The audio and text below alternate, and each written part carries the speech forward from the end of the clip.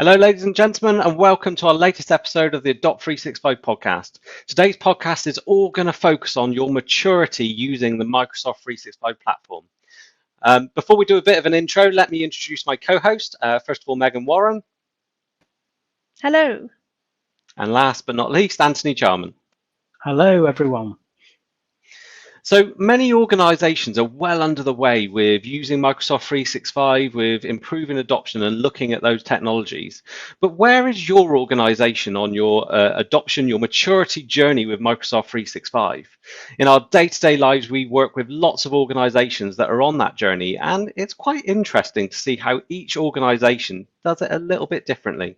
So what we're aiming to go through today is our own Adopt 365 Microsoft Maturity Scorecard, where you can actually go through, answer a set of very simple questions to understand the areas where maybe you're already smashing it out of the ballpark and you've already got wrapped up, and those areas where you might need to focus on a little bit more.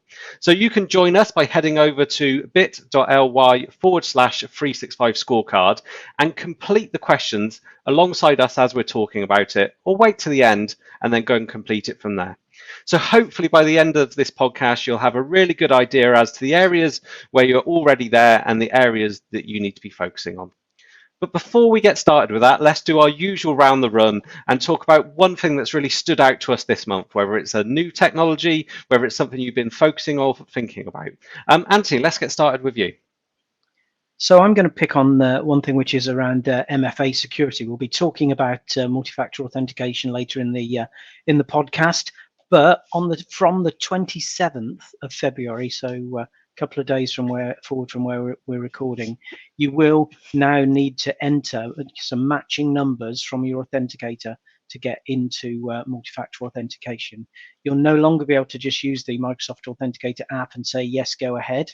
I think they've discovered that people are doing that without thinking these days.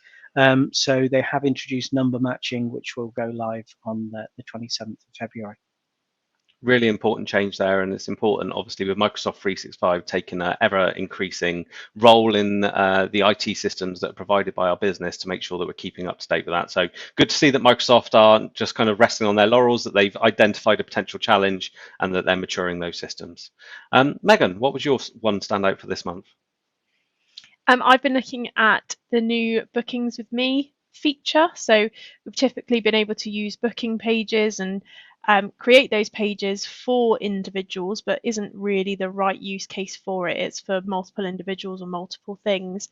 Bookings with Me allows you to create a booking page, still with different sort of services or meetings you want to offer, but it is just limited to you. And the bit I really like about it is you can have almost like internal only meetings and then external facing ones that external people can see, and the fact that you can have those internal ones that you can share with your colleagues, I think is a really nice feature. So definitely recommend, if people haven't used bookings before because it's maybe not been the right use case, to now look at Bookings with Me, because likely you probably will save yourself time, effort, frustration with trying to get those meetings booked with people. It's a really good feature, and again, another example of Microsoft maturing something that was already available to be used in a slightly different way. And I think if you're maybe a consultant or a practitioner of some kind, this could have quite interesting use cases that allow people to book a little bit of your time, but within your boundaries that you're able to set out. So for me this month, I've been thinking quite a lot about Power Apps. I've previously built a badge scanning app that we used at our In-Person to Find Tomorrow event last year. And I'm kind of thinking I need a new challenge, something that I can get my teeth into to learn a little bit more about Power Apps. So keep an eye on my LinkedIn profile. I'm going to post a video in the next couple of weeks where I want your ideas. What are the business problems that you think could be solved by Power Apps? And give me a bit of a challenge. We'll see how I get on with that challenge when I pick one of those and see if I can actually deliver a solution that might work. We'll see. I might be putting myself up for a fall there, but I think sometimes you've got to have something to work towards to be able to learn these technologies effectively. So that's what I should be doing. Go and head over to LinkedIn, search for Barry Coombs. You should be able to go and find me. I think it's linkedin.com/in/Barry Coombs, and I'll be posting something in the next couple of weeks asking for your ideas. So let's get on to the main subject of our podcast, all around this journey of adoption across Microsoft 365, not just adoption, but maturity. This is all about your organization's use case from the first steps, those getting started steps, and moving into Microsoft 365's, setting out the standards that everyone in your organization needs to understand and be aware of, looking at how your data is migrated more than just email into Microsoft 365, reviewing the training and adoption strategies that you've got in place. What are the experiences that your users should be able to expect when using Microsoft 365 in your organization? And last but not least, how are you ensuring that all that data is secure? So we're going to aim to go through all of those different areas. Don't forget, you can head over to bit.ly/365 scorecard. Check the show notes if you didn't quite catch that, and you'll be able to go there. Your best bet is probably to listen to the podcast, maybe make a few notes, and then go and fill out the form. And at the end of the form, you will get your own personal score. And that will give you an understanding as to where you might be against people in your industry or people that are around you. And it will also highlight the areas that maybe you want to look at to improve the maturity inside your environment. So let's get started. Let's get started at the very beginning, and we're kind of going to click through the form ourselves here and have a look into that. So we're going to kind of start with the easy questions. Start with the place that most people is, and this is the first stage. So Megan, talk to us about that very first stage of the journey and moving email to the cloud. Yeah, so starting off, as we said, really, I don't want to say basic, but at the really sort of fundamental area of moving your email to the cloud.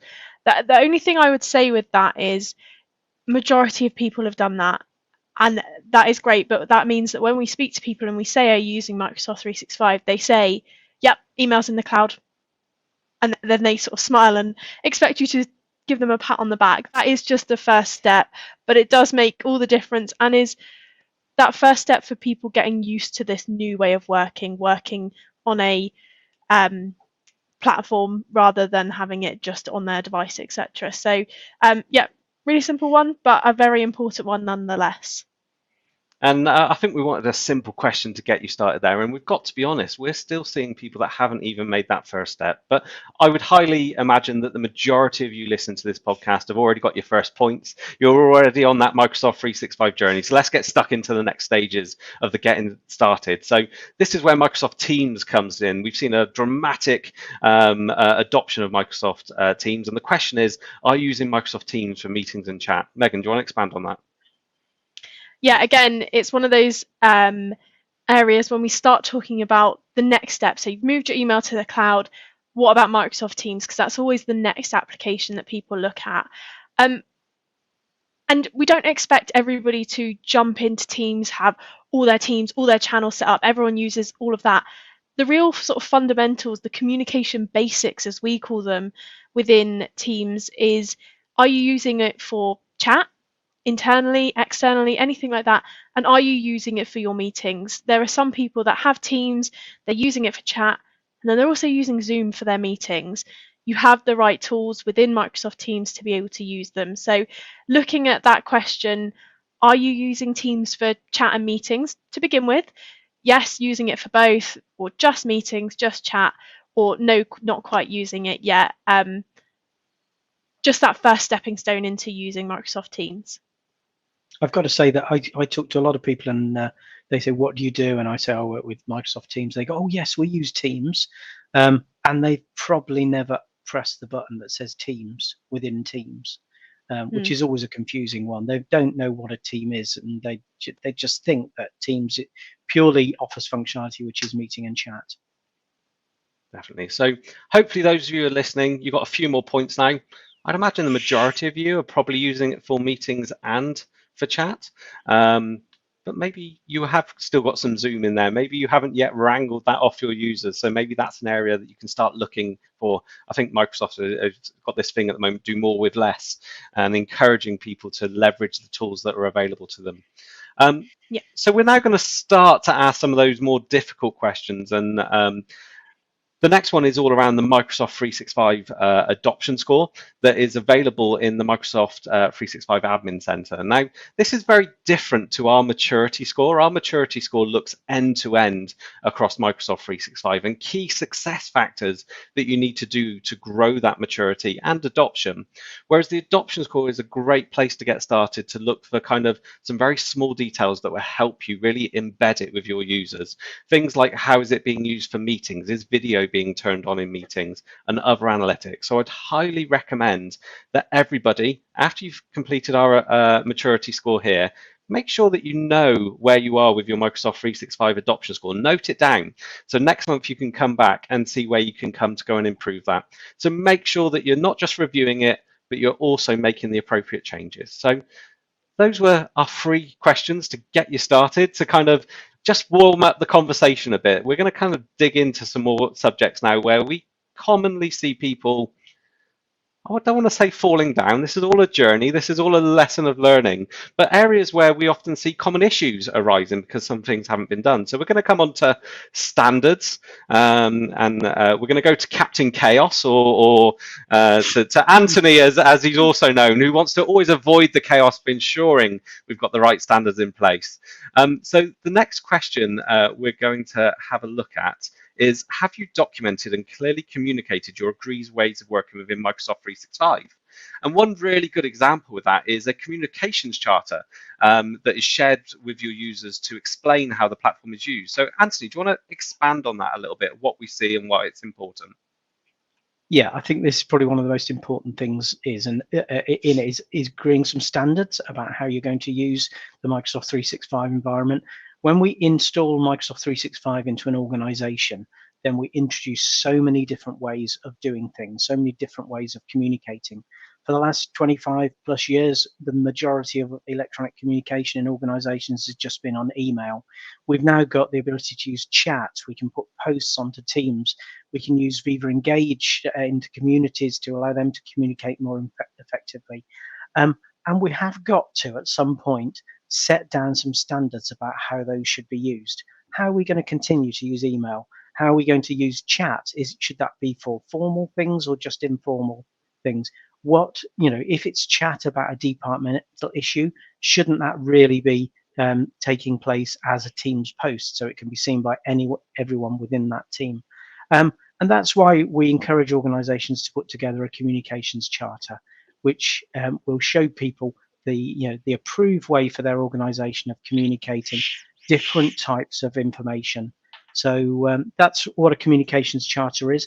I always think about this. We drop all these new ways of doing things into an organization, and if we did that in a game of football and we had no rules, then it would be chaos in no time. And that's why we need to be able to agree the rules and then communicate those and train our users in how to use those new communication channels. Definitely, and I think this is the challenge, isn't it? Where these tools are so flexible, they allow you to work in so many ways, which is a really good thing. But you've got to have a set of guardrails inside your organisation to make sure everyone is able to be on the same path. Otherwise, you end up really confused, and things end up all over the place a little bit. I think the one of my other bugbears is WhatsApp. So many organizations, especially prompted by the lockdown, set up WhatsApp groups. We've got all of the functionality that WhatsApp gives to people within Teams chat. We can load up the Teams application on our mobiles and use it like chat. And it's in such a much safer organization and safer environment to use that chat, because it falls under the umbrella of any security we've got in place. And we see lots of organizations getting into trouble with random WhatsApp groups having business-related conversations that aren't being held in a private forum. And it's good to look at that in a bit more detail and get it within the Microsoft Teams environment. Definitely. So onwards to the next question then, and you kind of alluded to this before, but do your departments and working teams have a space to collaborate and communicate? And are they aware of when they should be using them and when they should be using other means? Yeah, I mean, within the Teams environments, once we get away from the chat and the meetings, we're talking about how do we collaborate as an organization. And the primary place that people collaborate in a traditional organization is within their departments. And that's why some of the first teams that we create for organizations are departmental teams. And we need to be able to set some standards for how those are being used. I know we talked a little bit about, how the communication within department should take place within a chat or within posts within there, so they can be seen by everyone who's allowed to. The other thing is, what do we have some standards for organizing what channels we're going to use? Channels within teams are used to organize different work activities within a department and bring all of the, almost like automatically file all of the information about a particular topic or in a departmental project in one place. And therefore, we need to look at how we set the standards for what a departmental teams looks like, how the channels should be used, and then on top of that, what we're going to be using within the tabs for that team. And it's just really simple rules that we kind of document and communicate across the organization so that everyone's using those features in a consistent way. And I think the next question really cuts into that, and this is all around where people should be storing files. And this is an area that I commonly see organizations really struggling with. They've started to use Microsoft 365, but they've still got their file servers and things like that. So the next question is there clarity regarding where people should be storing and accessing files across file servers, SharePoint, and OneDrive? Yeah, I think OneDrive is the biggest area of confusion here. What should we be using OneDrive for? What files should be stored there? One of the things is that as soon as we move files into the Teams environment, they're stored in SharePoint, and we can use the functionality around co-authoring and things like that. However, back in their traditional environments, file shares, and possibly within our line of business applications, we don't have that functionality. So what tends to happen is that files get offloaded from file servers and downloaded from line of business applications into our Teams environment, into SharePoint, where we can co-author those things, and then they start to live there. We need to set some rules around what happens with those files. While a bit of a document is work in progress, it's really handy to communicate and collaborate around that document within Teams. However, when we've finished it and it's become the final version of that document, it really does need to be uploaded again into our line of business application, into our CRM system, etc. And yet again, it's just around deciding what the rules are for your organization, and then through training, communicating those across people, defining what OneDrive's going to do, what your departmental kind of files tab is going to do, and what files are going to be there, and what's within your OneDrives. And set the rules and stick with them. And I think that is important, isn't it? It's looking at actually where does the data belong as a starting point. Don't just go, well, we've got 365 now, so it needs to be in 365. Quite often there are case management systems or CRM systems or other document management systems where actually that is the right place for the document to live for a business process. So we're going to have a look at another area now, which is migrations and moving data into Microsoft 365 or moving services into Microsoft 365. Right at the very beginning, Megan spoke about email and email being that first point, but there are other areas that you can and probably should consider migrating into Microsoft 365. And question number 7 is all around, are you using Teams telephony? Now, many organizations will already have some form of telephone system that has maybe been in place for some time, or maybe you've implemented a new phone system during the COVID period. How is that serving you well now for your organization? Now, with Microsoft Teams being your hub of productivity, your hub for teamwork, you're hopefully already using it for meetings and other forms of communication. Hopefully it logically makes sense to put your telephone calls in there as well. Now, one of the things that we're seeing people going out there and select systems that integrate with Teams, like maybe Mitel or 8x8. But really, when you look at the functionality that you need for a phone system, from the majority of use cases that we see, the functionality that is built in and able to be licensed inside Microsoft Teams is more than enough functionality for most organizations. So not only can you deliver a more simple solution to your users, but likely to also save money in comparison to having to license multiple other solutions. So the question is, are you using Teams telephony? One of the areas that we've seen is our customers that have implemented that the importance and the implementation of the other features inside Microsoft Teams becomes so much more easy because they're used to going to Microsoft Teams to make their calls. So yeah, are you using Microsoft Teams for telephony? The next one that then kind of cuts into what Anthony was saying was, have you migrated your files from file servers to SharePoint and OneDrive? We see lots of organizations that are still having to use VPN technology to be able to connect into file servers, whilst the users are kind of sporadically moving some files to Teams, some files to OneDrive. Having a project that looks to standardize your file locations, take into consideration the standards that Anthony mentioned previously, and then looks to migrate those is going to be a pivotal step in really cementing the Microsoft 365 technology into your organization. You're going to look to move things from team shares on file servers into the teams that Anthony mentioned, so they can be accessed on easily. You can collaborate them on real time. You can co-edit and don't have to worry about files being locked. And these are great reasons why you should be considering that file migration process inside Microsoft 365. Any other questions then, or any other points around the elements that we've discussed so far before we move on to training, Anthony, Megan? Just very quickly, often, just on that final point of file migration, quite often over the years of your organization, your file servers have grown organically, and it's just a complete mess. So just when you start to think about migrating into SharePoint to support your Teams environment, it's a really good opportunity to do some hygiene activities in there, tidy things up, get rid of old stuff, and bring those across. And Microsoft's kind of retention policies can help keep things tidy around that. So it's always a good opportunity, and don't kind of rush that project. Think it through, think what files do I really need, and move them across into sensible locations within the Teams environment. Indeed. So we're now going to get on to Megan's specialist subject as the Microsoft certified trainer here at Computer World. We're going to dig into a bit on training and adoption.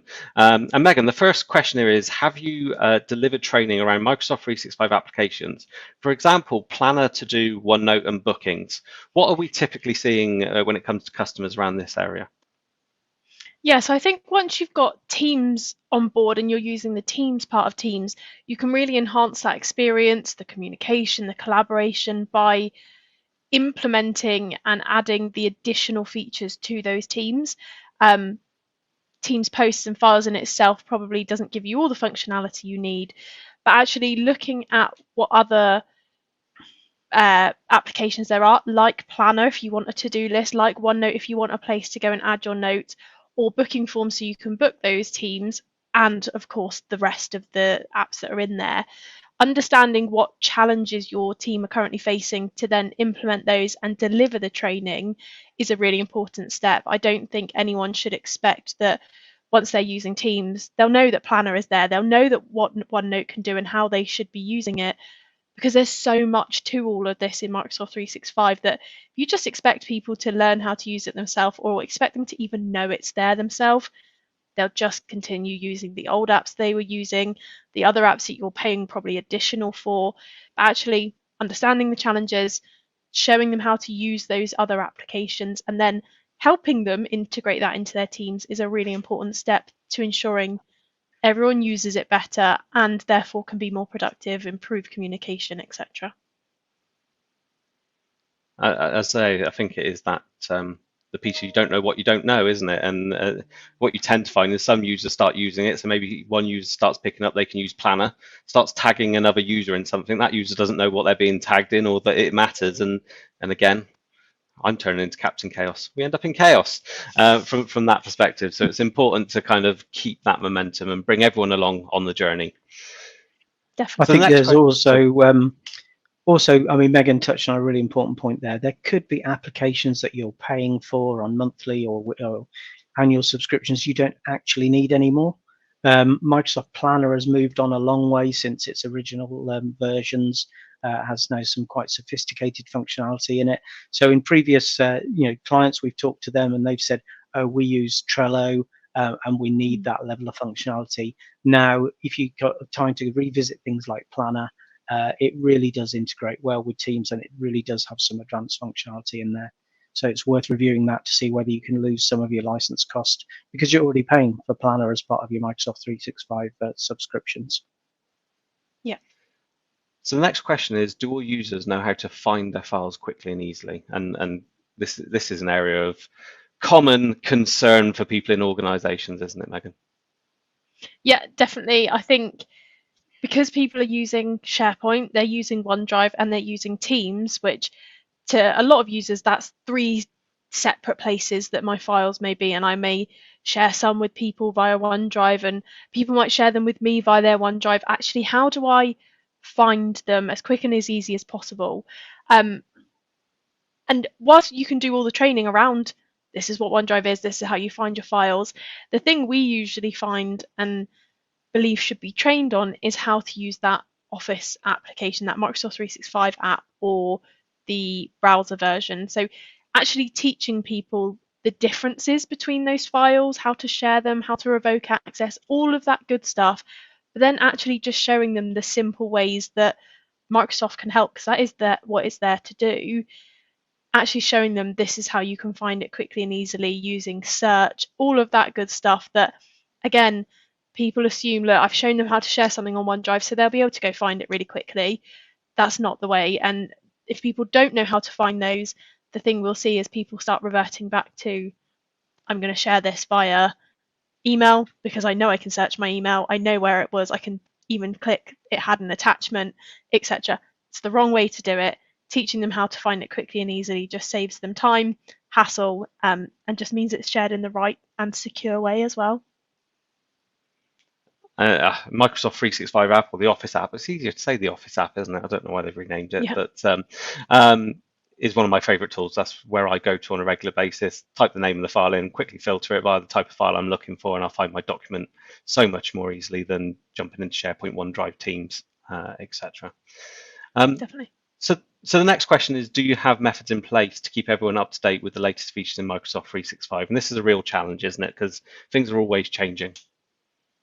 Yes, definitely. Yeah, things are updating, and I think the latest one that even took me by surprise was I jumped on a Teams call the other day, and every button had moved. It had became it's a whole new button, or it's in a new drop down. And for me, that's fine. I can get used to it quite easily. But for somebody else who maybe isn't as used to all of this, that can be quite daunting when they've joined a customer meeting or a meeting and then they can't find the button they're looking for because it's moved without any prior warning. So having a platform in place, a method in place, whether that's champion programs that the champions are there to educate the users, whether that is a training platform where people can go and find the newest features or newest updates, having that in place so they're not left in the dark, that they're not surprised when this sort of stuff happens most of the time, is really important. Because again, if people are scared by what's happening, don't know what's happening, etc., they will stray away from using it. However, if you can give them those tools to do a bit of self-education, a bit of hand-holding, that this is what's happening, this is why it's happening, this is how you can find the answers, it will just mean that they're more confident using it. And yeah, it's a minefield in itself with Microsoft 365 updates, but giving them the tools in place will just make it easier for themselves. And this goes in well, I think, with our next question, which is, do you provide the users with an on-demand way of learning how to best use the tools within 365? And I think kind of the instructor-led training in small bite size is really useful. The challenge organizations have is when new people join or when someone needs that training just in time. Oh, I'm trying to do this thing in Teams. How do I do it? So what are your thoughts around that? Yeah, and I think the argument people make is they have Google, but Google isn't always accurate. It's not always up to date, and actually, you may have a specific way of working. So having it customized to your way of working is really important. And I think it comes back to that piece of, if you give them the tools to find the answer for themselves, and it's the right way to do that, they will use that and they will thrive by using that. If you don't give them those tools and you expect them to learn it themselves, find the answer themselves, it's either going to create more chaos because they'll start working in a different way to everyone else because they found the answer somewhere else that isn't right, or they could potentially become, I don't want to say nuisance, but that person where they don't know what to do, they ask their colleague's busy, so then they ask another colleague, or something like that, that it just grows and grows, and then they expect that person to always be on call if they need to ask them a question. And just giving them those tools that find the answer yourself. If you can't find the answer, then I'm more than happy, but do your initial research first, and this is the platform, this is the way we do that, I think is a really important step as well. That's got to be a good plug for our Doc365 platform there, if I've ever heard one before. So yes, any more information on that, please reach out to Megan and she'll give you a demo. So the area we're going to talk about now is we're going to move on to those kind of experiences that are connected with Microsoft 365. And the first is Intune. For those of you that don't know what Intune is, if you come from maybe more the champion community rather than the IT community, Intune is a set of tools in Microsoft 365 that allow you to fully manage laptops, computers, things like Surface devices from Microsoft 365. So it has a set of policies and configurations. Now, many organizations are using this, and the question that we've got is, are your devices provisioned and fully managed by Intune? So what the experience should be to an end user is that a brand new laptop is able to be delivered straight to you, still with the cellophane on it, still to get that lovely out-of-box experience and peel back the screen protector on the device yourself. And when you log into that device is configured, your applications are installed in real time, kind of like when you get a new iPhone. But not only that, is they're moving forward the security, the maintenance, and the offboarding when it's not needed is able to be managed end to end with Intune. Now, what we see is a lot of organizations have started that journey, so they're using some of the features, but maybe they're not able to deliver that complete out of the box experience, delivering new devices using the functionality that works with that called autopilot to configure those devices, using it to check vulnerabilities and manage those devices. So first of all, question 13 is all around that experience, the employee experience, but how IT are managing those devices. The next question then under experience is all around meeting rooms. And this is an area that we've spoken about on the podcast. We've had the amazing Michelle Bowman from Microsoft talk about it as well. But this is all about the hybrid meeting experience. We're all used to working from home as Megan Anthony and I are today, having our headsets on, having our cameras and being able to talk. But what happens when you go in the office? What is that experience like for the remote people and the people in the office? And this is where the Microsoft Teams rooms come in. So inside your office space, are you using Microsoft Teams rooms? Are you offering the full hybrid meeting experience that goes with Microsoft 365? So very simple, yes or no. The next area you could look at are what further opportunities there are. We're seeing some organizations start to take Microsoft Teams Room down to smaller levels, so things like huddle spaces and one-to-one spaces. You've got the fantastic Neat device that is able to work in like a call booth and kind of be a one-to-one kiosk or portal for Microsoft Teams Rooms. So have a think about those experiences that you're offering for Microsoft 365 to your users. Now we're going to move on to the last subject, which is all about security. So, Anthony, we're over to you for this. Do you use MFA for all your users? Yeah, so I think MFA is becoming commonplace. It offers a phenomenally improved level of security. You'll notice that we can't get into our banks or into Google anymore without us having to offer some kind of second form of identification. And people are getting used to that, and Microsoft are encouraging that a lot across their environment, because clearly they need to keep the whole of their environment as secure as possible. So MFA needs to be enabled. It's being enabled as default standard, and as I mentioned recently or earlier in the podcast, that we're having to do this number matching now, which just stops the kind of mindless authorization of people coming into your environment. So MFA is the cornerstone of security to keep our identities, safe from third parties. So it's important that we've got that in place. And it started off really with just, our best practice was let's recommend that just for admins who've got a wider access to the Teams environment and the Microsoft 365 environment.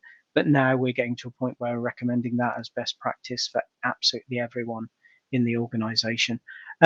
It's customizable, so we can say, look, we don't need to use it if we're within a physical office. So it takes that little bit of a burden of having to use your authenticator or take a text message and type numbers in while you're in the office. But when you're out and about, generally it's a good idea to have that implemented, and we would thoroughly recommend that for everyone who's using Microsoft 365. Definitely, really important. And I think we're at the last question now. I'll see when I click the next button, but I believe we're at the last question. So the final question, all about security here, Anthony, is do you categorize the sensitivity of your files and your data?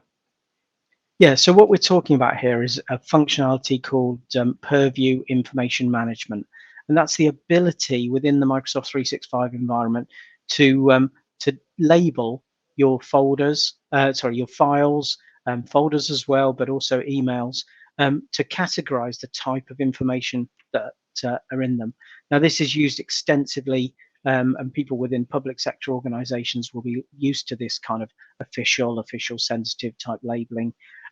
But that's available as a core function within Microsoft 365, and it's really, really useful to keep that information protected. What I would say with this is, it can become a big, cumbersome project if it gets too complicated. But keep that as simple as possible. We've done it for a few organisations recently who just basically had 3 labels. One which will be, public; it can go anywhere. Anyone can see it, no problems at all.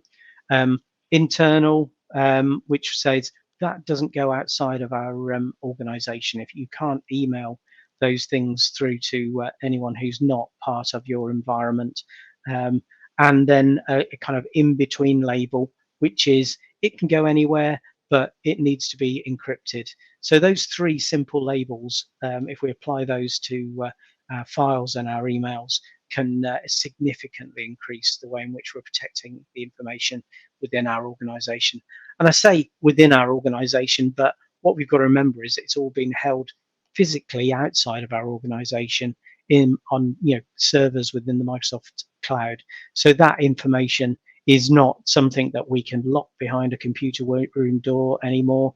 It's not something that we can go and turn a file server off if we find that someone's got the wrong level of access to it. It is out there, but it needs that, and therefore it needs that level of protection that we can give it with the Purview information protection labels. Makes perfect sense. So those are our questions on the maturity score that we've put together for you. They don't go into all the detail. We'd be here all day if we went into the minute details about what you could be doing. But hopefully they will highlight to you areas that you're doing well or areas that you have further work to do. Megan, when you go through the scorecard, it will put you in one of 3 pots. Do you want to talk about that? Yeah, so depending on what score you get, you'll be put into one of those categories. The first one is the people that are probably just starting their journey, not necessarily that far down the line, and they probably haven't experienced or explored the wider areas of Microsoft 365 yet.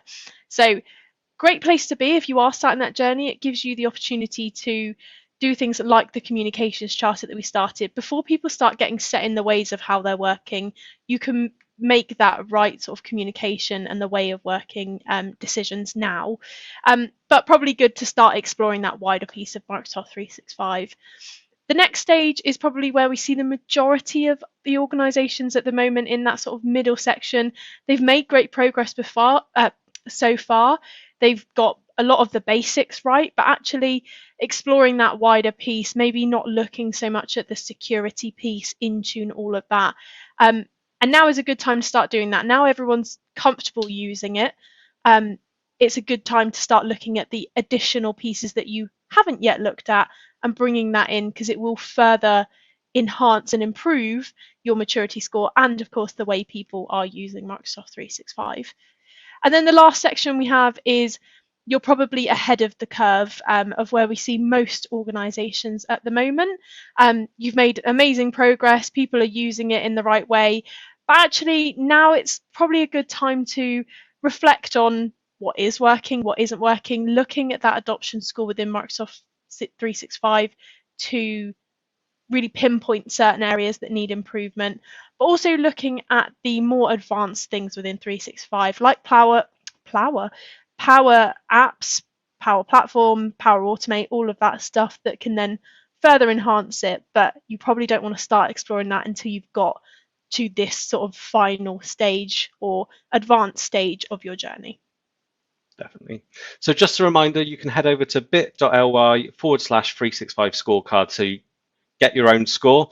You'll get put into one of those categories, but you'll also be given an indication on where you are, what your score is on that journey. We'll also make sure we put together some level of resource on in the future in terms of where we see people getting with each of those areas. So to wrap up then the podcast of today, Anthony, I'll come to you first. If you are listening to this podcast and if you're on this journey, what would be your one piece of most critical advice to people that are kind of trying to go on this journey and digitally transform using Microsoft 365? I think I've probably got 3 bits here, but I'll start with, once you've gone through the secure card, the scorecard, you'll have some idea, yourself about where your strengths are and where your weaknesses are. And I think it's important to start by making a plan. Which are the areas where you think you can get the most benefits? Put some effort into those. The second bit of advice would be, don't try to be too ambitious. You're not going to turn it around and get 100% score for everything within the team's environment. It may not be relevant for some of those areas, but don't try and be ambitious with any of your projects within Microsoft 365. They all involve people getting involved, and that always involves time and for people to move forward and start to use the new functionality. And the really important point of that is gathering some champions. If you don't have a formal kind of champions program, then just build yourself an informal one. Work out who are the people who are interested, spend some time with them, and go through and show them some of the new functionality and show them some of the functionality that you've looked at that they think they might be able to adopt within their area of the business, and build that level of enthusiasm there. I just, the third thing is just remember this kind of thing isn't fire and forget. It's not like, here we are, we've got something we can do to improve things. I'll tell everyone and then they'll get on with it. People don't generally get on with it. You do need to get alongside people and spend time with them and move them forward. And that's where the real benefits of having a champions program is, because it's not just you doing it, it's other people really catching the fire and taking that enthusiasm through the organization, and people who understand just different aspects of the organization far better than you do yourself. So yeah, definitely. Thank you very much. And Megan, if Anthony hasn't taken your one bit of advice, we've given 3. What's your one bit of advice that you would give to someone that's on this journey? I'm pretty sure Anthony actually did 4, but my piece of advice would be similar to Anthony's. I think the training piece, keeping people up to date, is always important, but I think it's also, you've done this scorecard now. Don't just think, oh, I've done it once, that's it now. You can probably revisit this in 3-6 months once you've implemented changes. I think it's always important with this. There's so much to it that actually reflecting on what you've done, what you haven't done, coming up with a plan to what you're then going to do and revisiting that plan to see what you have achieved is really important. So just keep coming back to this scorecard for your adoption score in Microsoft 365 and ask people, actually, do you know how to do this? Do you know how to do X, Y, Z? If they say no, then that gives you an indication of what you need to do. So don't be afraid to look back, explore a little bit more, and speak to the people that are using it day in, day out, because they're probably going to be brutally honest with you. So yeah, just review and reflect on it on a regular basis and see how you can improve. So my piece of advice, I think you often hear people say, walk a day in someone's shoes. And I think with Microsoft 365, you almost need to walk a lifetime in someone's shoes. As someone that's kind of leading these kind of projects or has a vested interest in them, you need to have a look at the experiences across the lifetime of an employee inside your organization and how Microsoft 365 is interacting or not interacting with them. So all the way from the joiners process to them getting their new device, to them interacting as part of their team, moving into a new team to understand how the tools are used there, all through these different experiences that we have inside an organization. Microsoft 365 is there to support you, to secure your data, to enhance communication, to deliver better collaboration. So what you need to be looking at is using all of the tools that we've spoken about today, how they're helping you. Now, I hope that the podcast today associated with the scorecard has been able to help you identify where you are on your maturity journey and what you need to do next. Just a reminder, here at Computer World, we specialize in the modern workspace. We help people on their journey through the maturity of Microsoft 365. So if you are looking for assistance on this, we work with organizations from as small as a 30 user charity all the way up to a multiple thousand user FTSE 100 financial institution. Whoever you are, we will be able to help you with some elements on that journey. So make sure you reach out to us at computerworld.co.uk or contact any of us on our social media channels. Thank you once again for listening to this episode of the Dot365 podcast. If you're not already, remember to subscribe, and we appreciate all likes and comments. But until next time, thank you very much.